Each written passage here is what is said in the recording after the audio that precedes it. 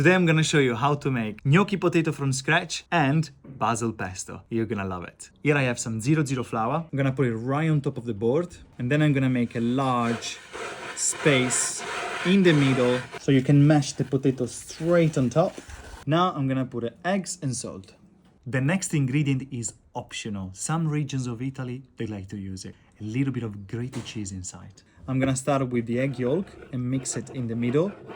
I'm gonna use the spatula to mix it all together. Now I'm gonna use my hands to squeeze it gently until it creates a nice soft dough. As soon as it comes all together, just stop.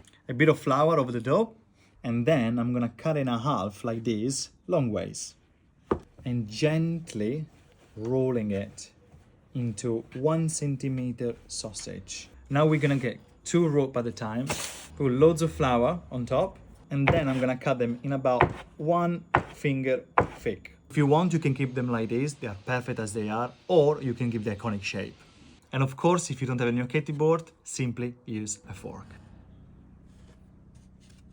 You can even roll them into a little ball shape and then poke them with your fingers like that, and that is gonna hold the sauce nicely.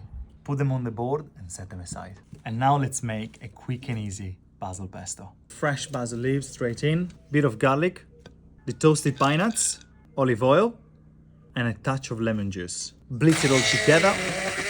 Now add the cheese and give it a final blitz. The pesto is ready. All you have to do is to test it for seasoning. Now cook your gnocchi in plenty of salted boiling water. Leave them alone. As soon as they float in the water, take them and transfer them into a bowl. You never cook fresh basil pesto, so I'm gonna add these now straight on top of the gnocchi. Don't waste any of this goodness. Add a few tablespoons of the pasta water to catch it all. Mamma mia, look at this, honestly.